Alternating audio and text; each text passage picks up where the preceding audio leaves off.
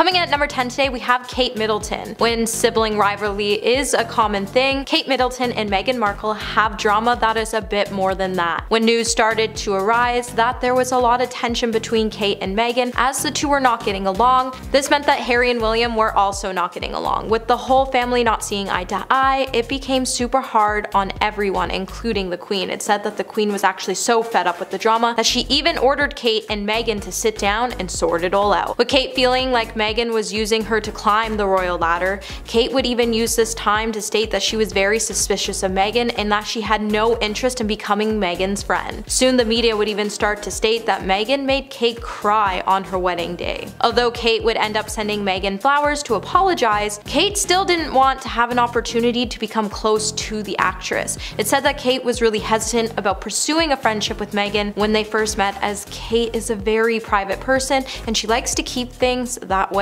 While Kate tends to keep a really tight circle, she doesn't let a lot of people in, and she's always felt like there was something extremely off with Meghan. While the tension between the two has become more tense, the royal family, including Kate, have decided to cut Meghan and Harry out for continuing to spread lies about the royal family in an attempt to tarnish their legacy. At number 9, Piers Morgan. The feud between Piers Morgan and Meghan Markle tends to get pretty nasty at times. While Piers has stated over and over since the beginning that Meghan was a liar and that we shouldn't dive too deep into her story, we probably should have listened to him. Piers' relationship with Meghan began back in 2015 when the actress apparently messaged Piers after he had followed some of her Suits castmates. While Meghan went on to claim that she was a big fan of him in the beginning, I think it's safe to say that she probably isn't a big fan now. When things rapidly started to disintegrate between the two after Meghan became a household name thanks to her romance with Prince Harry, it seems like their feud first started to boil over Meghan's first message to him. In 2016, after Piers and Meghan had been in constant communication with each other, when Meghan went to a private members club where she met Prince Harry, Piers would then never hear from Meghan again. So it's clear that her relationship with Piers was only for clickbait so she could get some views. However, when Harry came around, she realized that she could get everything she wanted or Piers could give it to her, and essentially she left Piers behind. As soon as it was announced that Meghan was dating Harry, that's when his first dig towards Meghan came public, and since he's continued to mock her and call her out on her behavior. Now, we have seen dozens of people get ghosted by Meghan when she sees that their relationship isn't getting her anywhere in the spotlight, as we've seen her do it to her friends, her ex-husband, and almost all of her family. Hey Peaches, are you liking this video so far? If so, don't forget to give it a thumbs up and subscribe to the channel. Coming in at number 8, we have Wendy Williams. It's no lie that Wendy Williams loves talking about celebrity gossips. While hosting the Wendy Williams show back in 2021, she didn't shy away from her true thoughts about Meghan Markle when Meghan and Harry made the decision to leave the royal family. Now, after Wendy watched the groundbreaking interview Meghan and Harry had with Oprah, she would cast her own doubts about Meghan and claim that her friends actually tried to warn Meghan not to marry Prince Harry because the media probably wouldn't be too kind to her, as they're not really kind to any of the royal family. With Wendy claiming that Meghan weaseled her way into the kingdom before leaving the United Kingdom for Los Angeles, with Wendy claiming that Meghan was lying about her story, Wendy would then claim that Meghan should have listened to her friends instead of pretending not to get it when her friends warned her about the British media's fixation on the royals. Wendy would also state that Meghan knew what she was getting herself into when she joined the royal family and that no one really has sympathy for her. Wendy would then try to claim that Meghan knew what she was doing because no one knew her when she was on Suits, and Wendy only knew her prior to becoming a royal because she wanted to be a runway model for her company and came in for an interview. Coming in at number 7, we have Corey Vitiello. So it appears that Meghan Markle was still living with Canadian Society chef Corey Vitiello when she went on her first date with Prince Harry. In a recently published biography, Tom Bauer would then claim that Meghan was still living with Corey when she set up a date with Prince Harry in London back in 2016. Tom would write that the romantic relationship between Corey and Meghan was hanging on by a thread before she left for Europe in the summer of 2016, yet both were still having troubles with discussing on how their relationship would end. But Corey still living in the couple's house while Meghan left for the United Kingdom, he had no idea that their relationship was completely doomed. The two first met when Meghan was eating at his restaurant with Suits cast, and Meghan even gushed over Corey in a review in The Take where she dubbed Corey as her favorite chef. When their relationship had finally run its course, instead of breaking things off Corey, she went to England to seek a new romance. While in England, Meghan would then be set up on a date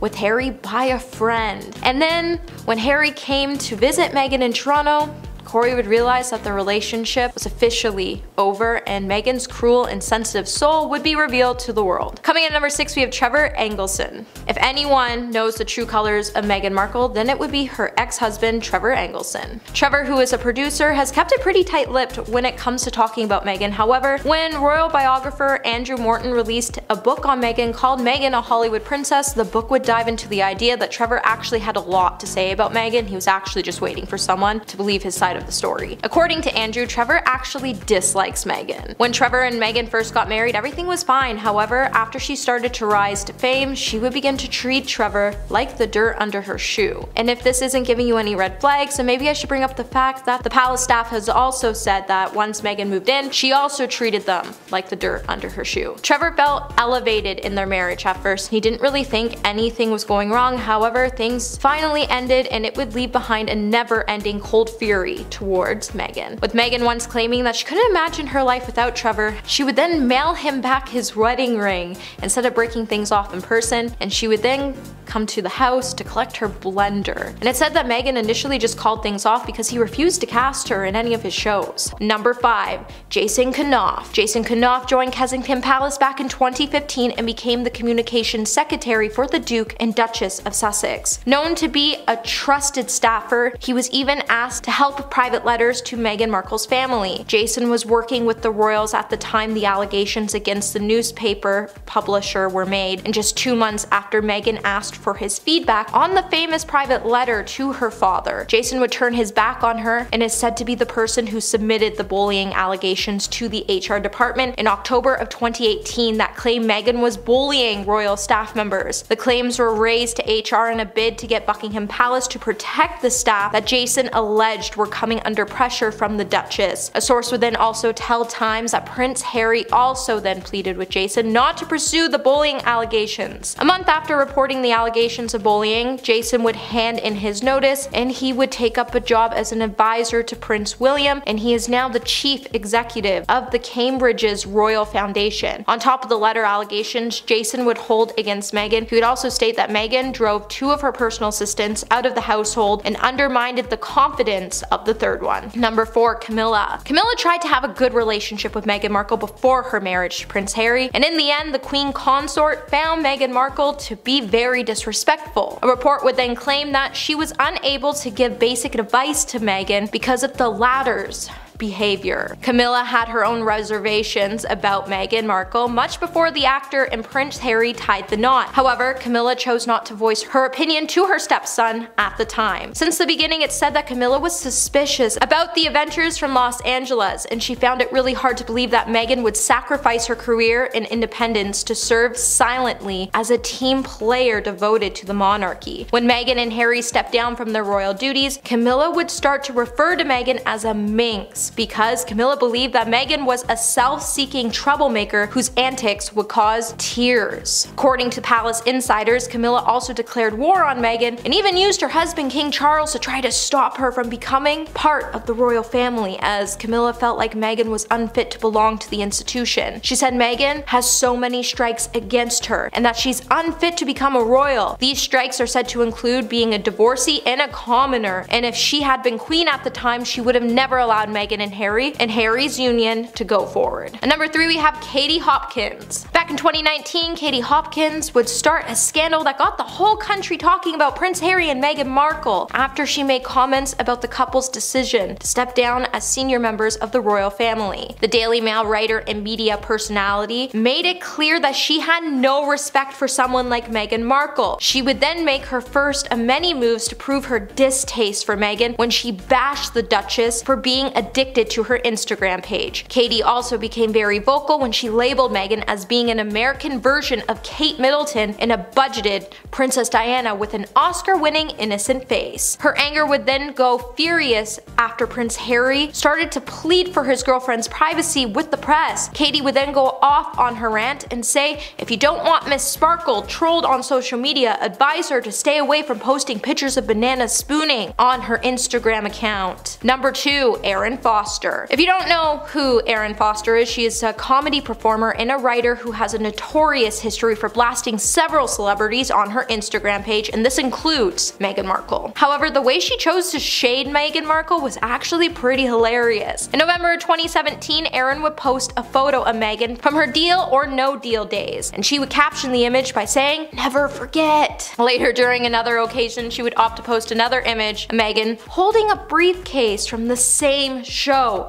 and she would proceed to add an even more rude caption that read, "This briefcase is filled with my plans to be famous." Now, it's definitely no secret that Erin considers the princess to be nothing but a fame-hungry social climber, and fans probably should have listened to her when Meghan first started her sob story that showed no facts to back up her claims. And coming in at number 1 today, we have Chrissy Swan. Back in 2017, when the whole world was swooning over Prince Harry and his American bride-to-be Meghan Markle, one person who was not a fan from the start of the Suits star was Australian TV personality Chrissy Swan, who admitted on Facebook that she wasn't able to warm to her future royal, when she said, "For some reason, I still haven't warmed to her." Chrissy would then go on to note that the reason she was so skeptical when it came to the former actress was because of her manner. She would then even note that she thought Meghan was just acting the whole time, and many people seem to have agreed with Chrissy's controversial position, with one fan saying, "I have reservations too. I'm not sure she loves the man as much as she loves the role." But it seems like Chrissy was right to have her suspicion, because Meghan does look like she's portraying a concocted humility of acting to gain sympathy from her followers. Starting off our list today at number 10, we have she's an American. You want to know what every country has in common except for the United States? Well, apparently for some odd reason everyone hates Americans. While it's definitely rude to dislike someone based on where they're from, it still hasn't stopped people from stereotyping the actress into a certain category. When it comes to the Brits though, they have a strong dislike for Meghan, especially for this reason. Unlike the reception of the Princess of Wales, Kate Middleton, who belongs to an aristocrat British family, Meghan Markle received a cold and hostile reception, not only from the public but also from the royal family. While Meghan was born in America and comes from an ordinary background, she supposedly failed to meet the conservative criterions of the Britons, and this could be one of the reasons why everyone hates her. Number 9. Twisted family history. While the British royal family tends to maintain a clean and pure image of the monarchy, mostly because they pay media outlets not to run with their stories, the press has painted them to be innocent little angels. However, we all know that's not the case, as there's a lot of darkness when it comes to the royal family history. But recently, they have been painted to look like heroes that have a close bond and relationship with their other family members. Meghan Markle, on the other hand, has more of a twisted history when it comes to her family, as her approach to having a relationship with them is very unconventional. Not only has the ex-actor broken old ties she had with her father, but her relationship with her sister is also distant and remote. That being said, her relationship with her family doesn't meet the conventional requirements of the public, as we all couldn't stand it when she used the media to embarrass her father, and in the process, the way she chose to air out her family's dirty laundry, even if they weren't getting along, it just wasn't the right thing to do. Hey my little peaches, are you liking this video so far? If so, don't forget to give it a thumbs up and subscribe to the channel so you don't have to wonder what we might just cover next. Number 8. The dollar store version of Princess Diana. Since Meghan and Harry sat down for their tell-all interview with Oprah, many people have weighed in on the debate and have claimed that the Duchess has attempted to garner sympathy from viewers by pointing out that there has been a lot of similarities between her and Princess Diana. But the fact she's trying to claim that she went through exactly what Diana went through is completely wrong, because each of their stories are different, and the fact that she's trying to become Diana is just as creepy as the time she admitted she kept Diana's hair near her pregnancy test. Meghan was definitely smart with the interview, because she knew that there was no better way to get viewers to empathize with her than suggesting suffering similarities to an icon of a global dimension. But even after the interview, from time to time we see Meghan recreating Diana's looks, and every time it's made us realize that her obsession with wanting to be Diana is just a little too much. Number 7. Privileged but plays the victim. So despite Meghan being able to gain an insane amount of wealth, fame, and a high social status through her marriage to Prince Harry, Meghan Markle often still portrays herself in podcasts, documentaries, and interviews as somebody who has been treated unfairly not only by the public but also by the royal family. And with saying this, Meghan's actions can come off as incongruous to many, as a lot of people struggle throughout life without all of the resources that Meghan possesses. While it seems clear from her media output that Meghan wants to portray herself as a strong person who got to where she is through her own efforts for her fame, it was largely achieved through her marriage, and she comes across as being insecure and vindictive when she tries to garner sympathy from the public. 6. Controlling and bullying. Since the beginning, critics of Meghan Markle have consistently been accusing the Duchess of not only being controlling but also being manipulative, particularly towards her husband Harry. Whenever we've seen the two sit down for an interview, it's clear that she is the one that has a tendency to dominate the conversation, and she is constantly seeking to have the limelight all to herself. But not only that, but the staff who worked in the royal household and had to tend to Meghan have also complained about how they were bullied by Meghan, as according to a report that appeared in the Times, after emails that were written by a former Kensington Palace communication secretary named Jason Now has suggested that the Duchess has also displayed totally unacceptable behavior. In the end, Meghan would have her press team issue a statement about all the bullying allegations, and since she's been trying to play that all this was leaked in an attempt to smear her name, but I don't think any of us believe that. She's just downright mean. Number 5. Sharon Osbourne. Sharon Osbourne has never been afraid to share her opinions on Harry and Meghan, although at times she has defended the couple in the past. She has even gone as far to say she felt sorry for them at one point, to make a full 180 calling out the couple for their disrespectful docu-series. Sharon is absolutely done with Meghan playing the victim, as she believes that instead, Meghan should be using her platform to raise awareness for her charity rather than the way she has been treated by the media and the royal family. Sharon will go on to say that Meghan's actions are trash, and that all she ever talks about is how she is treated poorly because of her race and how she acts. Sharon will go on to note that Meghan should instead be grateful because she has a great life, a beautiful family,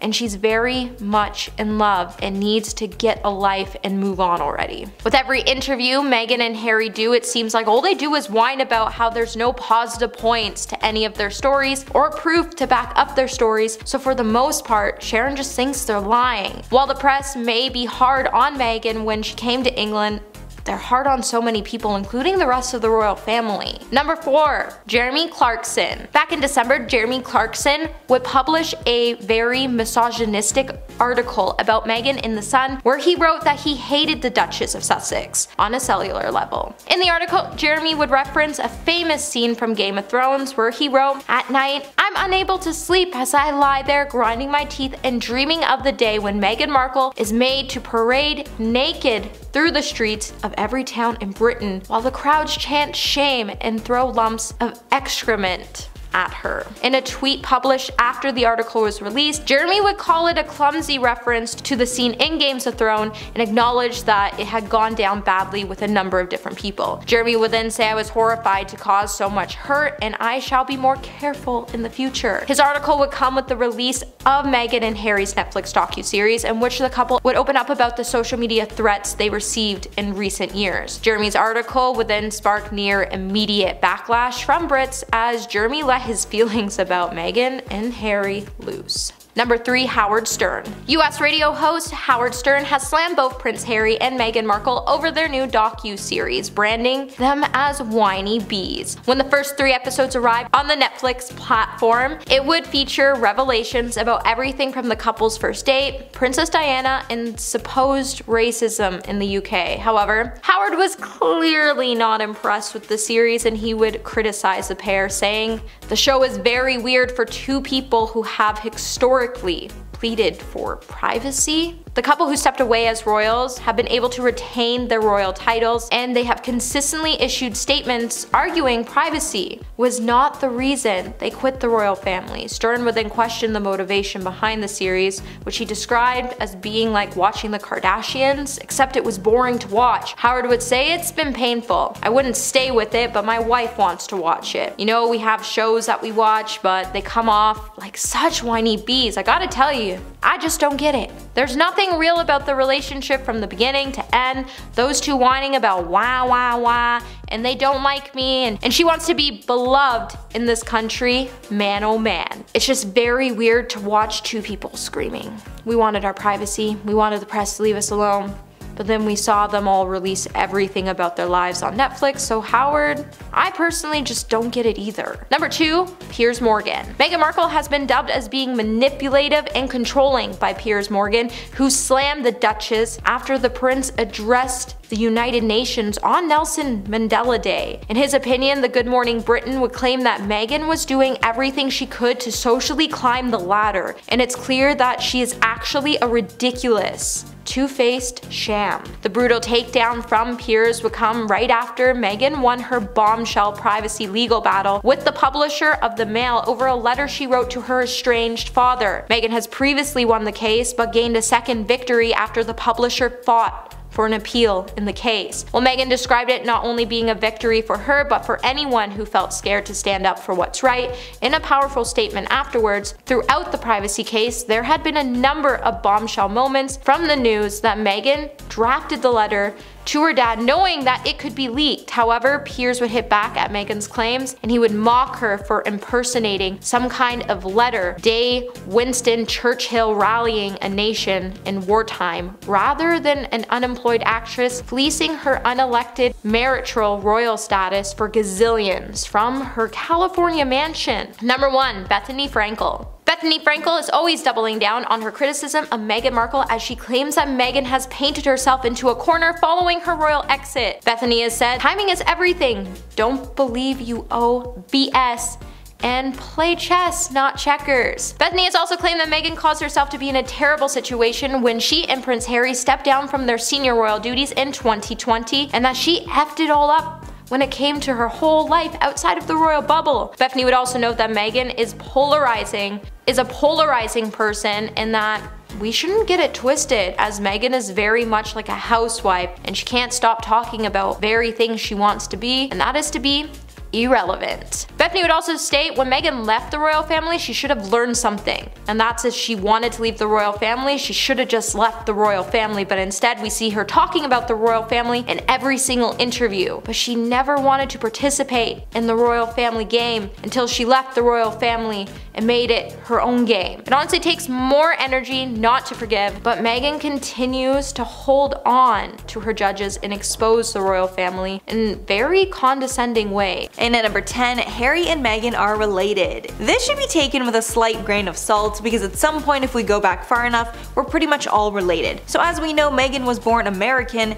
and of course Harry is British, but they still share some DNA. The Daily Mail did a genealogical investigation where it was revealed that Harry and Meghan are cousins dating back to the 15th century. The connection is on Markle's father's side, but of course it's 15 generations back, so there are no real connections still intact, and there's zero chance anyone will be related at family gatherings. And at number 9, always wanted to be famous. An old friend of Meghan's came forward after the engagement claiming that Meghan always wanted to be famous, even since childhood. She not only loved being the center of attention from a young age, she was very calculated in who she spent her time with. Nanaki Pretty told the Daily Mail, quote, "All I can say now is I think that Meghan was calculated, very calculated in the way she handled people and relationships. She is very strategic in the way she cultivates circles of friends." Pretty also claimed that Meghan always wanted to be famous. Royal scholars have pointed out that this trait is a positive for Meghan and Harry's relationship. Apparently most of Harry's other relationships didn't work out because the women he was with did not like all the attention, but clearly this is not an issue for Meghan.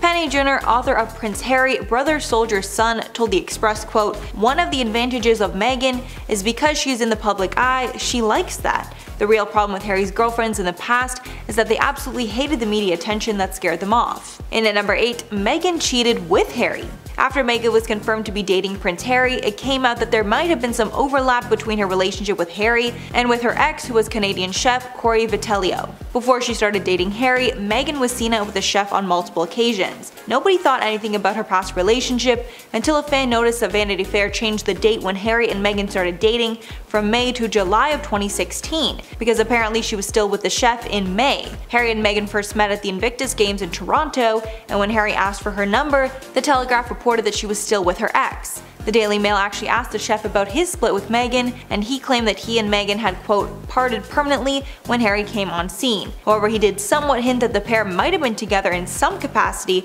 while she still was with Harry. And at number 7, fame changed her. After news broke that Meghan was marrying Harry and would become a princess, many sources came out saying that fame had changed her, and she's all about climbing the social ladder. In December of 2017, news broke that Samantha Markle, who is Meghan's estranged half-sister, was planning a tell-all book about Meghan. In an interview with The Sun, Samantha said, quote, "Hollywood has changed her. I think her ambition is to become a princess." Samantha also complained that Meghan forgot about her after gaining high society status. A source close to the family told E! News that Samantha cannot be trusted. However, Samantha is not the only person who says this about Meghan. Meghan's former best friend, Nikandi Pretty, told the Daily Mail in December of 2017, quote, "There's Meghan before fame and Meghan after fame." And at number 6, chose career over marriage. Before Meghan was known for her role on Suits, she was actually married to a producer named Trevor Engelson for 2 years, before they eventually split. The split was apparently caused because of Meghan's work, and a former friend said that Meghan clearly chose her career and work over her husband. The former friend, who served as a maid of honor at Markle's wedding to Engelson, told the Daily Mail, quote, "It was such a shock when she told me they were getting divorced. Apparently the stress of the long-distance relationship is what caused the main issue. Meghan was living in Canada at the time, filming the show Suits while her husband was in LA. Apparently Engelson was heartbroken over the split and did not see it coming." And number 5, handing over passports. During an interview with CBS, Meghan would tell Oprah that she experienced a lot after marrying Harry, and it really made her mental health deteriorate. Throughout Meghan's and Harry's relationship, they were highly criticized by the British tabloids. Meghan would reveal that she was once approached by members of the royal family about getting Meghan help, but she felt like she couldn't do it within the castle walls. After marrying Harry, Meghan would have to hand over her keys, passport, and driver's license, as the palace attempted to make her trapped inside Kensington Palace and making it so she couldn't leave to get help on her own. When Oprah asked if she was considering checking herself into a mental facility, Meghan would explain no because she was asking the royal family if she could do it. Meghan would then say she just couldn't go by herself, as when she joined the family, she wouldn't see her passport, driver's license, and keys until her and Harry decided to leave. She was trapped in the palace and couldn't get the help she needed, and the palace staff denied her the help she needed. Meghan would even find herself reaching out to one of Princess Diana's best friends, as she felt like she was the only one who could understand her situation. And number 4, secret ceremony. Just 3 days before their official ceremony, Harry and Meghan would actually get married in secret. Just 3 days before their televised royal wedding in 2018, according to Meghan, they would secretly get married in their backyard because they both wanted to get back down to the basics and have a moment for just the two of them. Since their actual wedding day was to be televised, Meghan and Harry felt like their wedding wasn't actually for them and it was just for everyone else. So the couple decided to call the Archbishop and said, "This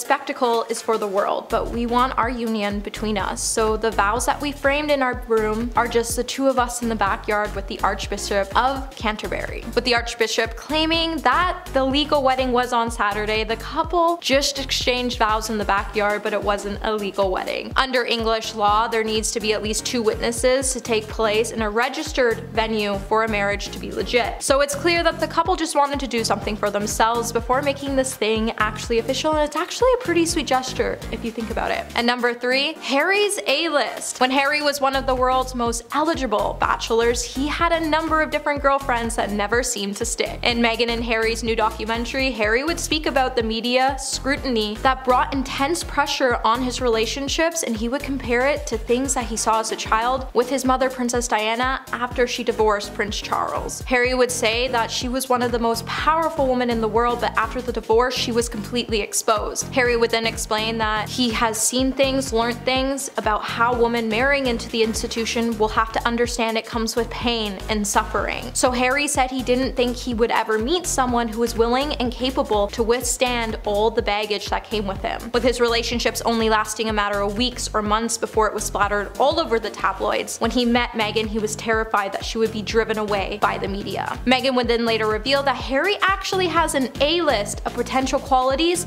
he would want and need in Meghan a future partner. With Harry refusing to reveal any of his list, he would go on to say that Meghan was the list, as she was a needle in a haystack. She was someone who not only shared his values of service, but she also had experience with being in the public eye. And number 2, secret stay at the palace. When Meghan and Harry first started seeing each other, they wanted to keep their relationship a secret for as long as possible so they could get to know each other without the media intruding. With Meghan describing their long distance relationship as exciting, relaxed, and easy, she knew that if she wanted this to last, she would have to do something. So she decided to implement this 2-week rule, which pretty much meant that they both had to see each other in person every 2 weeks. Now, to fly under the radar, it was somehow much easier for Meghan, who was living in Canada at the time, to fly to London to visit Harry in secret. So every 2 weeks, if both couples could manage, they would visit, and Meghan would fly to London to stay with Harry at Kensington Palace, so they could get to know each other without anyone taking photographs and it becoming news. However, it was a risk to get Meghan into the palace, as getting her through the police barrier into Kensington Palace is a risk itself because you never know who you could trust. So Meghan and Harry had to become really sneaky just to get her into the castle walls. The pair would also do this for 4 months before their news of being together officially broke in November of 2016. And at number 1 today, we have Meghan's career. When news first broke that the Suits actor Meghan Markle was dating Britain's most eligible royal, the headlines would respond with racism, with headlines joking about Meghan being straight out of Compton or that her mother lived in the slums. It became a huge factor to why Meghan and Harry wanted to leave the royal family. With the royal family believing that Meghan's career being a sticking point in the beginning, they were incredibly impressed that Harry could land such a beautiful woman. The fact that he was dating an American actress, on the other hand, definitely clouded their judgment more than anything else. And in the beginning, as the family would say, oh, she's an American actress, this won't last, with Meghan adding that her being an actress was the biggest problem. She would say that there is an idea in the UK that causes them to typecast anyone from Hollywood. Although we all know that race would become the bigger issue on why they chose to opt out of the royal family, it's clear that the royal family definitely didn't trust Meghan because of her career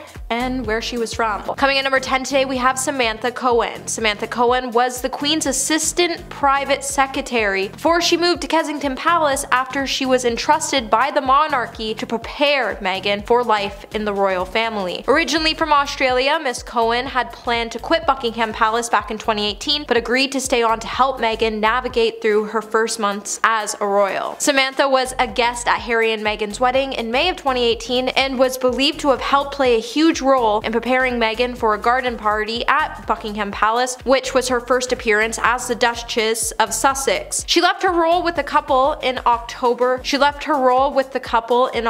2019 amid claims that she was experiencing extreme stress, and went on to work for the environmental charity Cool Earth before leaving the royal family. Samantha spent 18 years with the royal family and was described as being deeply committed to serving the monarchy. Jason Knopf then confirmed why Samantha had left, and she made it really clear that working for Harry and Meghan was like working for a couple of teenagers, and that they were impossible and pushed her to her limits, and that she was miserable. Number 9, Wendy Williams. Before Meghan got married or got her job on Suits, Meghan Markle applied to be on the Wendy Williams show back in 2019. Wendy would discuss Meghan's application by saying, "Meghan wanted to work here. She came here to be one of our models. We do fashion," things like that. This was before she met the man, the redhead Harry. But Meghan knows Wendy's show. Later, Wendy would say that she didn't have any sympathy for Meghan Markle after the Duchess emotionally confessed to having trouble fitting into her royal life, and that Meghan knew what she was signing up for. When Wendy shared a clip that showed Meghan saying she had no clue what getting serious with Prince Harry would mean for her future, Wendy would call out the former actress by saying, "Yes, you did. You knew exactly what you were doing," would say to the audience of her show, "And I applaud her plot action on the royal situation, but please don't try to garner sympathy from us. You knew what you were doing." Wendy then went on to say that Meghan shouldn't be surprised that the paparazzi was obsessed with her relationship as she was now a royal, and that they were not following her in Suits because no one knew who she was, and that she should have also listened to her friends before she married the prince because they were right. Hey my little peaches, are you liking this video so far? If so, don't forget to give it a thumbs up and subscribe to the channel. Coming in number 8, we have Katy Perry. Just before Meghan Markle and Prince Harry moved into Katy Perry's neighborhood, Katy Perry would ignite a feud when she ultimately criticized Meghan, and it would apparently cause Meghan to hold a nasty grudge. When Meghan got married to Prince Harry on May 19, 2018, she would wear a pure white boat neck gown by designer Claire Wait Keller of French fashion house Givenchy. Just days after the wedding, Perry let everyone know that she wasn't a fan of the dress and that she would have done one that was more fitting. The California Girls artist then ended up comparing Meghan's dress to the Alexander McQueen dress Catherine wore just before she married Prince William in 2011. She would then say that Kate won. Despite her criticism of what Meghan wore, Katie would try to say that she did love the former suit star. However, Meghan hasn't gotten over the small bit of criticism and holds a massive grudge over Katy Perry, so it's clear that Meghan just hates everyone who doesn't go along with what she is doing, and Katy Perry exposed that. Number 7. Candace Owens. On January 7th, American author Candace Owens would express her views on Meghan Markle after Meghan's husband started to make headlines for his book titled Spare. Just days after the couple appeared in a hit Netflix documentary, taking to Twitter, Candace would say, "Meghan's putting pregnancy tests next to the locks of Princess Diana's hair, plus asking for private moments at Diana's gravesite to speak to her are not things to laugh at." The author, who has more than 3 million followers, would also add that Meghan's moves were terrifyingly psychotic and manipulative actions. And she would then also note that Meghan is extremely dangerous. In past interviews back in 2021 following Meghan and Harry's interview with Oprah, Candace would claim that Meghan was lying about the royal family being racist and that Meghan was a narcissist. Candace would also claim that Meghan, when she said the royal family still had traditional ways, she disagreed and just opted to call them racist. Candace would also go on to say that you would not be able to discern just by looking at Meghan Markle that she's black, so she could claim that she had been a victim of racism and that her and Harry were implying that everything happened to them is because of her blackness is a sickening level of scapegoating. Number 6. Megyn Kelly. Megyn Kelly has never been afraid to hold back on her issues with Meghan Markle, especially when it comes to the concerns the Duchess of Sussex references to Prince Harry. During an episode of Megyn Kelly's show podcast, Kelly questioned the way Meghan referred to her husband by saying, "We get it. You bagged the gorilla. Congratulations. You got the big bear. You want us all to know." The comments would then come just one day after Meghan offered a glimpse at her home life with Harry. Also during the show, she would label Meghan as a commenter and would express her irritation she has towards Markle's repeating mentions of her own podcast that she married into the British royal family. Kelly would say, "There seems to be no limit on their appetite for ripping on the royals, whom they owe all of their fame to,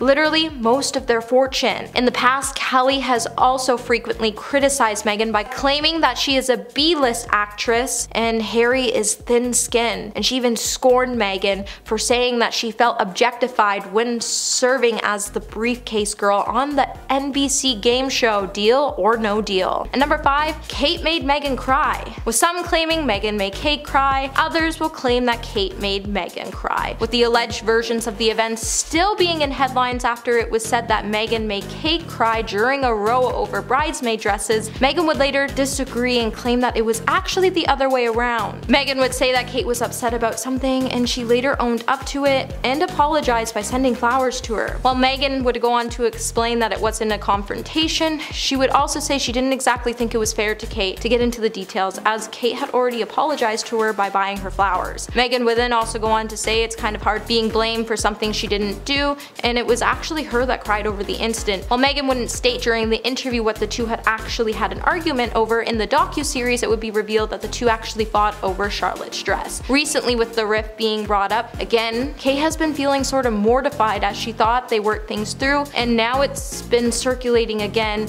and she feels like she isn't in a position to respond, and Harry and Meghan know that, so their claims just seem so off-sided. And number 4, William screamed at Harry. Prince Harry and Meghan Markle piled fresh criticism on British royals in their episodes on the documentary. In the series, they would even go on to accuse Harry's older brother Prince William of screaming at him during a summit that was ordered for the royal family to attend so Harry could discuss his future with the royal family. In the final 3 episodes, Harry would bring to light that William had been the reason behind the large amount of negative stories that were appearing about the couple in the media. While Harry recounted the details of the crisis summit held at the estate 2 months before him and Meghan made the final decision to leave the family, he would attend the meeting alongside the Queen, Charles, and William. Harry would even go on to say that it was terrifying to have his brother scream at him and shout at him. Harry would also note that throughout the whole meeting, his father just sat there saying things that weren't true, and Queen Elizabeth just sat there quiet and let it all go down. While Harry didn't say exactly what was said, the fact that Queen Elizabeth just sat there quiet could mean that Harry overstepped his boundaries and William and Charles were just putting him in his place to defend and support the Queen. So without knowing all the facts, it's really hard to say if William was really out of line here. And number 3, lies of protection. Shortly after Meghan and Harry decided to leave the royal family because of their relationship with William, a story would come out to say that part of the reason behind why Meghan and Harry were leaving the family is because William had bullied them out. While Harry admitted he was then made aware of the joint statement that had been issued by Kensington Palace with his and William's name on it, squashing and denying the report, Harry said no one had asked him for his permission to put the name on the statement and he couldn't believe it. After he had become aware of the statement, he said that he called Meghan to tell her what happened and all she could do was burst into tears. Harry would then go on to say within 4 hours, they were happy to lie to protect my brother, and yet for 3 years they were never willing to tell the truth to protect us. Meghan and Harry would then also claim that the royal family told the pair that if they helped them, they would make sure that Meghan would be safe from the negative headlines the press was releasing on her. However, that wouldn't be the case, and Meghan would point out that she noticed that her and Harry weren't just being thrown to the wolves, that they were actually being fed to them, as the royal family never actually wanted to protect them, and the couple, when they realized that, made the decision to leave the royal family for good. And number 2, refused to get Meghan help. During an interview with Oprah, Meghan would share that she joined the royal family and she started to have these pretty dark thoughts that made her think about taking her own life. In the heartbreaking scenes, Meghan would recall that this was the moment she realized she couldn't go on being a member of the royal family. Meghan would admit to Oprah that she was having thoughts and she reached out to the senior royal staff for help, but she was denied any type of treatment. Meghan would then say, "It was all happening just because I was breathing. I was ashamed to admit it at the time and to admit it to Harry because of how much he lost. He suffered, but I knew I didn't want to be here anymore." When it finally became a clear, constant thought, that's when Meghan admitted that she needed help. However, when she reached out for help, it would be stated that there was no help available for her. When she went to Human Resources, she said, "I need help. In my old job, there was a union that protected me. They said my heart goes out to you, but you're not a paid employee of the institution." Meghan would then reveal that she was having these dark thoughts and the only one who helped her was actually one of Princess Diana's friends. And at number 1 today, we have the palace took Meghan's passport and keys. When Meghan joined the royal family, she had to give up several personal items after marrying into the British royal family. When Meghan opened up about how she was feeling unsupported when she reached out to get help after she had struggles with her mental health, she then was feeling really ashamed to admit it, and she had a problem because it was scary to know that she was having these constant thoughts that were about her taking her own life. While the star said that she wanted to go somewhere, she was unable to do so. She couldn't just call an Uber to the palace, and when she joined the royal family, that would be the last time she saw her passport, driver's license, and keys, as she had to hand them over. Now, royal experts have shared why the palace may have done this. It's actually been proven that it's a pretty logical reason why it was most likely done. When Meghan had to hand over her driver's license, it would have been done under the security rules, as if she went out driving by herself, she wouldn't be protected. Her other documents would have been taken and kept in a safe to ensure that important documentation wouldn't be misplaced and that it would have been available if she needed it. So if she needed any of these items, all she had to do was ask for them and they would have given them to her. Coming at number 10 today, we have John Oliver. It seems like now that Meghan Markle and Harry have come out to speak their truth in their new documentary series, Meghan and Harry, a chillingly accurate clip of John Oliver warning Meghan Markle has started to resurface again. Back in 2018, Stephen Colbert would be left feeling slightly surprised when John Oliver wasn't excited about the then upcoming royal wedding between Meghan Markle and Prince Harry. And 5 years later, the video is actually starting to make a lot of sense. Following the CBS special, an old late night show clip featuring John giving Meghan a persistent warning by saying, "I would not blame her if she pulled out at last minute. I don't think you need to just see the pilot episode of The Crown to get a basic sense that she might be marrying into a family that could cause some emotional complications. I mean, they're an emotionally stunted group of fundamentally flawed people doing a very silly pseudo job. That's what she's marrying into. So I hope she likes it. it's going to be weird for her. At the time of the interview, John would even note that he wouldn't even want to marry into the royal family himself. But the fact that he warned the public that she might back out, and the fact that she backed out of her royal duties is pretty shocking. That he warned us about this and then she married into the royal family anyways. Queen Elizabeth II. Even though Prince Harry and Meghan Markle made a trip to the UK in April of 2021 to visit Queen Elizabeth, it seems like the late Majesty was still less than pleased with her grandson's wife. An inside source would even come out to say Her Majesty believes Meghan and her publicity-obsessed antics pose a real threat to the monarchy. As she faced her final days, Elizabeth detests the self-centered newcomer for tearing Harry from his family to start a new life in America. The truth is, the Hollywood life has always been Meghan's dream, and Harry is her meal ticket. It was also noted that since the beginning, the Queen has always been very suspicious of Meghan, as Meghan has never been able to accept the royal rulebook. But still, because of her grandson, the Queen gave her many chances, and she hated how the Duchess of Sussex betrayed her. It was also stated that the Queen felt like Meghan used her title to gain an ambitious career in politics, which is a big no-no for the British family. After a while, even Queen Elizabeth lost patience with Meghan as she kept thumbing her nose at the royals, and she was letting everyone know what was happening behind the palace doors. Before the Queen passed away, she was really upset that Meghan would accuse the royals of being so cruel, uncaring, racist, and that she even had the guts to diss Prince William's wife, Kate. Hey my little peaches, are you liking this video so far? If so, don't forget to give it a thumbs up and subscribe to the channel. Coming in number 8, Kate Middleton. Kate Middleton will never forget how Meghan Markle treated her, but she also has no need to prolong their feud. For years, rumors have been swirling around about a row between the Princess of Wales and the Duchess of Sussex at the wedding to Prince Harry in May 2018, and ever since, the relationship between the two ladies has remained very tense, with Kate saying she found it all to be very mortifying when she heard Meghan was claiming that she actually made Meghan cry during a row over the bridesmaid dresses. Kate has never wanted any suggestion of a rift with Meghan to come out to the press, so when Meghan started circulating lies about their relationship, it was really hard for Kate to deal with, and she did everything she could to keep her feelings private. While inside sources have claimed that Kate and Meghan both have very different versions of the story, she feels like she's not in the position to respond, as she thought it was all sorted out, and now Meghan's airing out all this dirty laundry, and it's just mortifying for Kate. Number 7, Prince William. A friend of Kate Middleton has claimed that Prince William absolutely hates Meghan Markle. In an explosive interview with the Daily Beast, the unnamed friend of Princess of Wales shared just how much Prince William dislikes Meghan and blames her for his falling out with Prince Harry. The source would go on to say the family blames Meghan for it all. Really, they absolutely hate her. Basically, it's a huge disaster. The insider continued to say, growing up, the brothers were so close. They lost their mom and their dad was disengaged, so they had this incredible bond. Everyone knew it.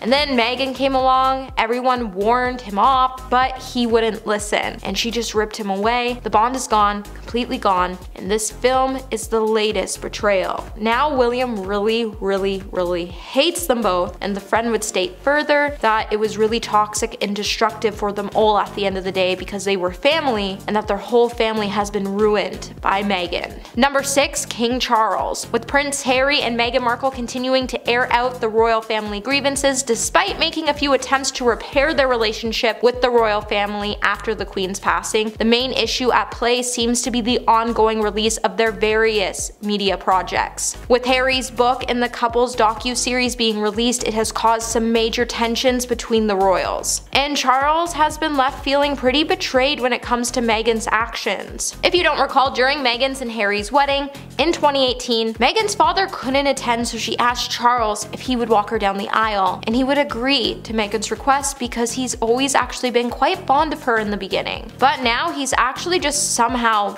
bewildered. The Queen was used to handling this kind of thing, and it didn't really throw her as much as it's thrown Charles, and understandably, it's because his son and daughter-in-law have been saying some pretty hurtful things. That was actually just really uncalled for, especially when the royal family actually did so much for them, and they did so much to help Meghan transition into her royal duties, and she was just so ungrateful towards the whole process, and it seems like she just never wanted to learn how to follow the royal ways. Number 5, 5. Reason behind the royal split. Back in January of 2021, Meghan and Harry would jointly announce that they would be exiting from the royal family. In the process, they would also announce that they would be leaving their royal duties and privileges behind so they could be more financially independent. When the couple took to their Instagram accounts to say, "We intend to step back as senior members of the royal family and work to become financially independent while continuing to support Her Majesty the Queen," the British public began to blame the Duchess rather than looking at the reasons to what drew Meghan and Harry to make this decision and take it seriously. However, after they left the royal family, Harry and Meghan did nothing to support the Queen, and instead they started signing up for interviews, documentaries, shows. They even started writing books where they aired out all of the royal secrets and problems just so they can make money. And behind it all, it's clear Meghan was behind all of these business moves, as she was the one who talked majority of the time in the interviews while Harry sat there being quiet with blank facial expressions. Number 4. Hypocritical. The Duchess of Sussex has played an active role in promoting various causes which include environmental, social, political, and anti-bullying. However, it has led to backlash in certain quarters, with some people claiming that she doesn't practice what she preaches. Examples of her alleged hypocrisy include: A. She bullied palace staff members by making them cry and quit their jobs. B. Extorting about the environment while flying around the globe in private jets. C. Claiming that she's very ordinary while spending lavishly on clothing and housings and living extravagantly. D. Gaining fame and wealth from her association with the British royal family while constantly attacking them. Meghan Markle isn't any of the things she stands for, which is honestly just sad, and it proves that we just can't trust anything she says, as the path she's on to self-destruction, and she acts like she's never even heard of King Midas, but she probably should take note from that. Number 3. Establishment. It's clear that the royal family are very much on top of the British establishment, despite their reticence to respond directly to criticism in the public. They do have an enormous amount of power at their disposal. This doesn't just consist of their own wealth and status, but also includes the resources of the nation state that they are head of. With saying that, there has always been this notion that Meghan Markle was an outsider when she married into the royal family, and because of this, she herself has even stated that she has always felt like she was never truly welcome by anyone. However, a lot of people, especially people in the UK,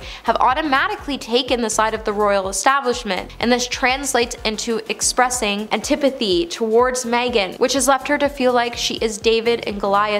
But it hasn't exactly always been this way, as everyone used to actually love her, including the royal family, until the bullying allegations emerged, and then after that, everything took a sharp turn and we all went on the side of the royal family. But that's just how the establishment works, right? Number 2. Social status. For someone who pushes an egalitarian agenda, Meghan Markle can seem at times to be excessively concerned with the social status of herself and her family. She seems to desire the standing that goes with being royal without wanting all the baggage that comes along with it. While Meghan has claimed that she doesn't want to be royal or have her royal duties, during interviews she has expressed how upset she is that her family wouldn't be given security, and that she was furious that when she found out her children, Archie and Lilibet, wouldn't be given royal status because the Sussexes were not working royals. Meghan's always wanted to be famous. That has been her dream from the start, and when her modeling career didn't work out, she turned to Deal or No Deal, and when that didn't work out, she turned to acting, and when her acting career turned out to be a major flop despite her role in the hit Canadian show Suits, when she found out Harry was single, she jumped on it and manipulated him into loving her, and as soon as she entered into the royal family, she got noticed and she loved every part of it, but she knew she didn't want to be forgotten, so she started to stir the pot, and that's exactly what she did to get the level of fame she has today. And coming in at number 1 today, we have Against Royal Traditions. When it comes to her style, Meghan Markle has always had a habit when it comes to breaking royal traditions. With the Duchess loving dark nail polish, collarbone bearing necklines, and pantsuits, she has caused the media to go bananas every time she has gone against royal protocols, whether it's with her outfits or with her email schedule. Inside the palace though, the narrative is totally different. One thing that has come to light in recent years is that Meghan Markle does not shy away from listening to her heart, as she has gone on to marry into the British family to making a mega exit. And because this happened, she has been heavily criticized and condemned for breaking royal traditions. While there's definitely no book on royal etiquette, Meghan has chosen to do things a little differently, and in the process she has caused a lot of people to look down on her and criticize her for everything she does. At number 10 today we have silence by the royal family. In an interview with Oprah in 2021, Meghan would tell Oprah that she was silenced by the royal family. When Meghan started seeing Prince Harry and the world came to know about their relationship, Meghan was given wise advice to handle the gossip in the tabloid reports. The advice would be very clear and direct from the moment the world knew about Harry and Meghan and they were dating. She was always forced to tell the press that she had no comments to what was going on. Meghan couldn't even tell her friends or her parents. Meghan had to do everything the royal family told her to because it was put into a lens that if she did what they told her to do, they would protect her. However, Meghan would learn that after she finally married Harry that everything would start to crumble as she would not be protected. However, she still continued to lie to protect the other members of the royal family. Even though they weren't willing to tell the truth to protect Meghan and Harry, now Meghan did not say who was lying or what the royal family was lying about, but she would state that the only thing she regretted was being silenced by the family, as she believed that they would protect her. She did what they said and she believed them when she shouldn't have. At number 9, Kate Middleton. Coming from different backgrounds, it pretty much came inevitable that these two would not be long lost friends, with several reports initially stating that Meghan was the one who made Kate cry over a flower girl dress Meghan wanted Princess Charlotte to wear. Meghan would come out to say that it was actually the other way around. Meghan would note that it was a really hard week considering it was a wedding and Kate was really upset about something. However, Kate would then own up to her mistakes and she would bring Meghan flowers and a note to apologize. Now, Meghan didn't disclose many details about the rift with her sister-in-law. However, she did confirm that the disagreement was indeed about the flower girl dress. Meghan went on to note that the whole incident made her cry and that it really hurt her feelings, with many publications making Meghan look like the instigator of the altercation. Kate would be painted as a victim in the situation and Meghan would then find the narrative actually quite shocking because that wouldn't be the story, and she described the situation as being the start of the rift between her and Kate. Hey my little peaches, are you liking this video so far? If so, don't forget to give it a thumbs up and subscribe to the channel. And number 8, formality. In episode 2 in Meghan and Harry's new documentary, Meghan would recall her first time meeting Prince William and Kate, and with it she would reveal that the formality presented to the public by the royal family even carries on behind closed doors. With Meghan meeting Kate for the first time, when they came over for dinner, Meghan recalls how she wanted to feel comfortable, so she opted to wear casual clothes. She chose to wear ripped jeans and was barefoot. When she went to greet the royal couple, she went in for a hug and didn't realize how hugging was actually really jarring for a lot of Brits. This is when Meghan would understand that the formality on the outside even carried on through the inside. The royal family has this forward-facing way of being, and Meghan thought just when you could close the door and relax, she would find out that the formality still carries on over both sides, and it was really surprising to her. With Meghan wanting to do things her own way and break the formality, she found out it was really hard to connect with the family and fit in, and she found this formality to be actually just too tropical for her. And number 7, the thoughts of her unborn child. After it was revealed that certain unnamed members in the royal family actually expressed their concern over Meghan and Harry's unborn child Archie, a lot of people tried to pinpoint which members of the family actually have those thoughts. In the months that Meghan was pregnant, she would be told that Archie would not be given security, a title, and that there was also conversations with some family members that they were concerned about how dark his skin might be when the child was born. Meghan would go on to say that majority of the concerns addressed to Harry were about what it would mean or look like if Archie was born with darker skin, as the royal family believed if a child was born with darker skin, it would be very damaging to their image. While Harry and Meghan did state that it wasn't the Queen or Prince Philip that were part of the conversation, it leaves you to think that the only people that were left to have this conversation were King Charles, Prince William,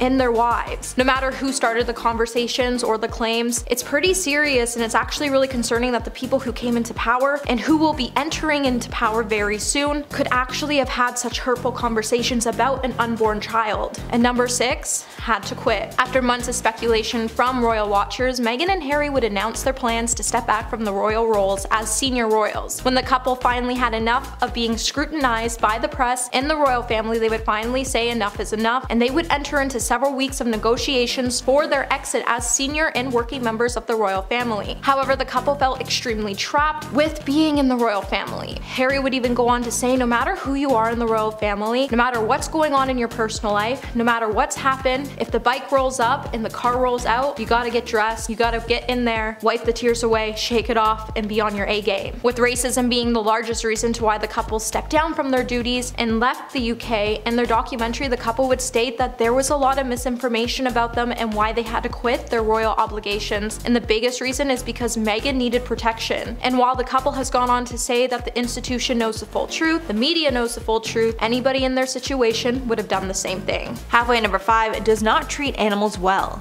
Meghan Markle likes to be known for her humanitarian and social efforts. One thing that Meghan is very proud of is that she adopted 2 dogs from a rescue shelter, but it seems that it was not happily ever after for the 2 puppies. After Meghan became a princess and was set to move to Kensington Palace in 2017, a spokesperson confirmed that Markle's retriever, Bogart, would not join her overseas. Apparently Meghan felt that it was inhumane for the dog to take the long trip, along with the difficult approval process for dogs coming into the country, and Meghan left the dog with one of her friends in LA. Then later in December, Daily Mail reported that her other dog, Guy, broke both of his legs. We're not sure what the circumstances were, but apparently Meghan was quote distraught over the accident. In at number 4, Meghan cut off her friends. After Meghan split from her ex-husband, it was said that she spent a lot of time in London. While there, she apparently formed a friendship with local TV personality Lizzie Cundy. After attending an event together, Lizzie disclosed that Meghan wanted her to help finding a new man. Apparently Meghan wanted him to be British and famous. In a 2019 tell-all,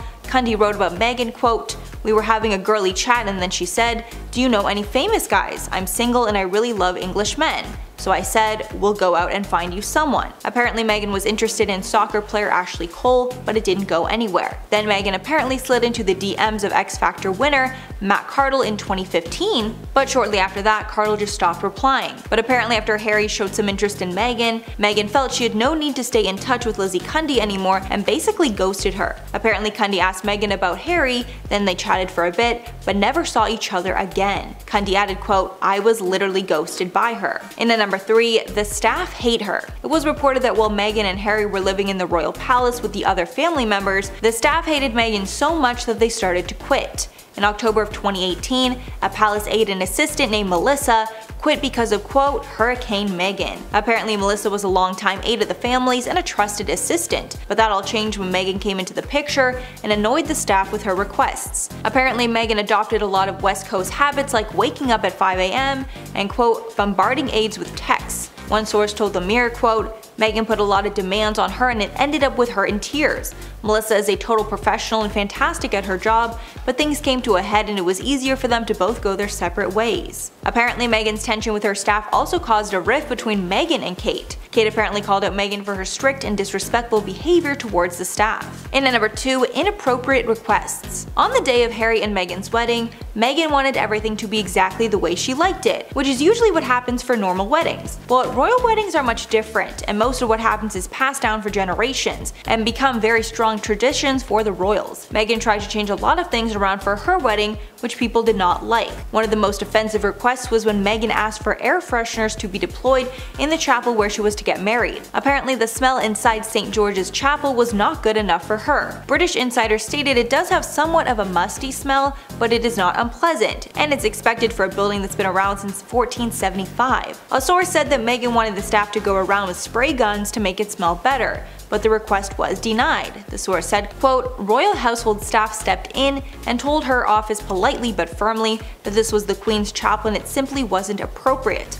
I don't believe a request of that nature has ever been made before." And finally at number 1, Meghan knew she wouldn't stay royal. The exit of Harry and Meghan from the royal family was devastating news to many.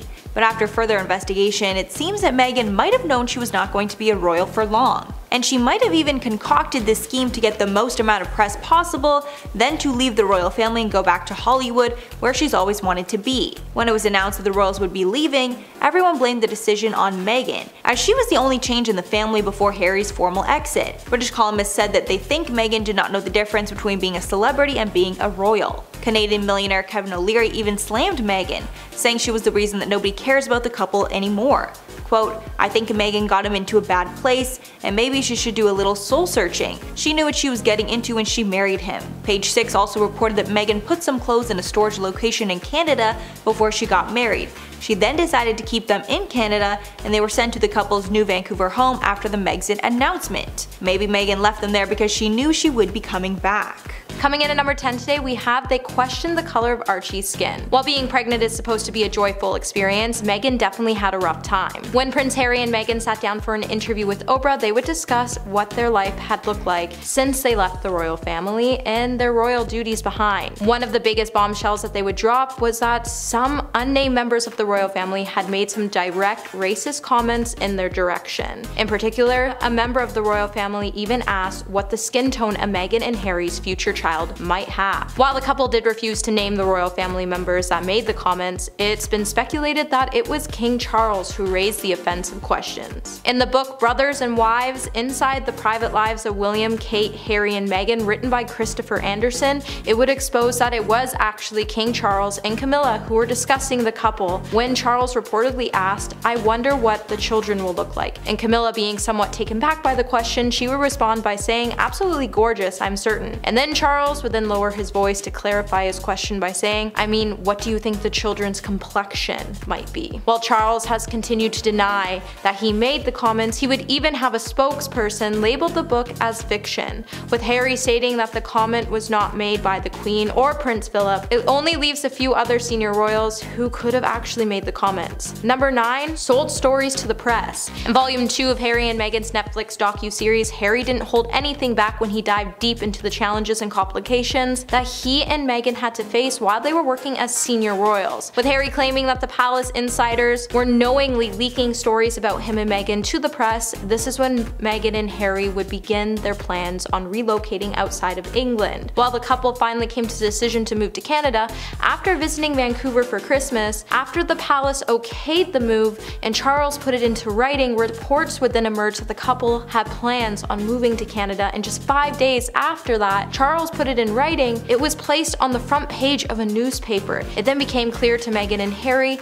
at the moment that the institution was behind the leaks that they were moving back to Canada. It would also show that it was a key piece of the story that was made, highlighting the contents of the letter that was only between Harry and Charles. While both Harry and Meghan were both willing to give up their royal titles, they felt like their story and their life literally got swept away from underneath them. In episode 4, Harry and Meghan would also reveal that not only was the family leaking stories, but they were also planting stories. So if the media team wanted to remove a negative story about their principal, they would then trade something else in. Hey my little peaches, are you enjoying this video so far? If so, don't forget to give it a thumbs up and subscribe to the channel. Number 8. The miscarriage. In the 3 final episodes of Netflix series, Harry would say that William was the giant reason behind the negative stories appearing about the couple in the media, and he planted the stories that were playing across the headlines. Harry would then go on to say that he believes that the negative stories that the family planted on Meghan led to her miscarriage. Harry would then say it's a dirty game. There's leaking, but there's also planting of stories. So if the communications team wants to be able to remove a negative story about their principal, they will trade it and give you something about someone else's principal. While Meghan's mental health was deteriorating due to the stories would also have Meghan so stressed that she wasn't sleeping, so on the morning that she and Harry moved into their new home, she would find out that she miscarried her child. Harry would then add, "I believe my wife suffered a miscarriage because of what the Mail did," which referenced an article posted in 2019 that was leaked by the royal family. The Daily Mail would publish an article that leaked the contents of a letter that Meghan had sent her father. Harry would then say, "Now, do we absolutely know the miscarriage was created caused by that? Of course we don't, but bearing in mind the stress that caused lack of sleep, the timing of her pregnancy, how many weeks she was in, I can say from what I saw that the miscarriage was created by what they were trying to do to her." Number 7. Racism. In the multi-part documentary, Meghan and Harry would address their experience dealing with race and racism within the royal family. Unlike the couple's Oprah interview, viewers were hoping for some more bombshell revelations. However, instead they got Harry and Meghan spending a lot of time trying to teach us about some history. In the second half of their series, they would kickstart the conversation about racism in the UK and how it contextualizes their experience as British royals, especially with the reaction of Meghan, who happens to be an American who identifies as biracial. With the couple discussing the tabloid headlines that were given to the press by the palace, they would claim that the headlines had racist tendencies, as they would describe Meghan as a gangster royalty or that she came from a crime-ridden neighborhood. Harry would also admit that he learned so much about how his family views issues with race and that there was a huge level of unconscious bias. But once it had been pointed out that the royal family still didn't care to protect Meghan, Meghan also felt like she had to wear a lot of white and beige just so she could blend in with the royal family, which only fueled debates about whether the royal family is equipped to overseeing a rapidly diversifying commonwealth. At number 6, we have the bullying allegations. Just 5 days before Harry and Meghan's interview with Oprah, the palace would claim that they were opening an investigation into bullying allegations against Meghan. In the couple's documentary, the executive director of Harry and Meghan's Archewell Foundation gave insight into the series of events and claimed it was calculated to work against the couple. Speaking on the timing of the two occurrences, Harry would then add, "I can't think what my mom went through all those years ago by herself. To see the institution gaslighting what happens is extraordinary." And that's why everything that happened to us was always going to happen to us, because if you speak the truth to power, that's how they respond. Harry and Meghan only brought their truth forward because they wanted to fill in the blanks on what other people were filling in for them. The couple would then claim that they were never rude, nor would they ever bully anyone, especially since Harry had to witness his mom being bullied by the press and the family for years before her passing. While the move for the palace to say Meghan was a bully seemed pretty tactical, it's kinda hard to believe that the palace bullied them, as royal staff members would come out to explain their stories, and they ultimately decided to quit their roles at the palace so they wouldn't have to deal with Meghan and Harry again. Number 5, Erin Foster. Erin Foster finds Meghan Markle a spoiled brat who has it all. Now, Erin is a comedian, performer, and writer who is known for her history of putting several celebrities on blast, including Meghan. In the months of November 2017, Erin would come for Meghan when she posted a photo of Meghan from her days on the game show Deal or No Deal, and she captioned the photo as "Never Forget." Later on, she would then post another picture of Meghan where it would show Meghan with a briefcase from the same show. Erin would then proceed to caption the photo with an even more rude caption that read, "This briefcase is filled with my plans to become famous." It's no secret that Erin considers Meghan to be nothing more than a fame-hungry social climber, and with everything that's been going on lately, it proves that Meghan is definitely someone who played her cards right to get everything she ever wanted. And now that she has it, Erin isn't scared to call her out on it. While the whole world at first criticized Erin for posting the picture, they should have been looking at the facts that Meghan knew exactly what she was getting herself into. And number 4, Christy Swan. Australian TV personality and author Christy Swan has hated Meghan since the beginning, and following the news on the royal engagement between Prince Harry and Meghan, the radio host wrote on Facebook, "For some reason, I still haven't warmed to her. It's her manner. She looks like she's performing to me. It looks like she's portraying a concocted humility of acting." While Meghan is indeed a brilliant actress, it's not hard to see why Chrissy believes that she is acting to show the world that she is head over heels for Harry. Since the beginning, Chrissy has always been keen on critiquing Meghan Markle. She even first opened up about her judgment on her personal Facebook page, which would state that Chrissy would never warm up to Meghan, as she was under the impression that since the beginning, Meghan has always been acting. And since Meghan has continued to play the same narrative that the royals hated her, and we probably should take this as a hint that there might be some truth behind what Chrissy has been saying. However, instead, Chrissy's Facebook page has turned into an open field of judgment, as hundreds of fans have expressed their agreement or disagreement with Chrissy. So do you think Chrissy is right and Meghan is just acting? And let us know in the comments below. And number 3, Samantha Grant. Meghan Markle's estranged sister, Samantha Grant, would expose her relationship with her sister in a tell-all book. Samantha would highlight that Meghan isn't as innocent as she seems, even though they grew up in different lives sharing the same father. Samantha doesn't have any sort of relationship with Meghan whatsoever. When the rumors began to swirl about Prince Harry's engagement to Meghan, Samantha stated that she felt like Meghan was taking advantage of her current situation to become a household name. Samantha would even state that Meghan has a history of lying and manipulating certain settings in her sites for no reason. While Samantha isn't exactly a celebrity, she's still worth mentioning because who knows you better than your own siblings. Also, she's had some pretty good opinions on Meghan that we should have listened to before we all took Meghan's side in the beginning. Samantha has labeled her sister as a social climber and has claimed that when she needed her sister at the most, she was never there for her. Later, Samantha would even publicly bash Meghan again when she claimed that she wasn't even invited to her wedding. Given that the two sisters did end up growing up in different households, and the fact that they did live different lives for most of their lives, while the world bashed Samantha for just looking for attention when she came out with her story, however, given that we've seen Meghan do a complete 180 in years to come, after Samantha Samantha's comments, it's safe to say that she wasn't just using Meghan's name for clickbait. Number 2, Katie Hopkins. It's no secret that Katie Hopkins hates Meghan Markle, as she's been scrutinizing every one of Meghan's moves since the beginning. When the scandal of Meghan and Harry first started to make headlines, Katie would hop on the trend and she would share a shocking media rant with the world. The Daily Mail writer and media personality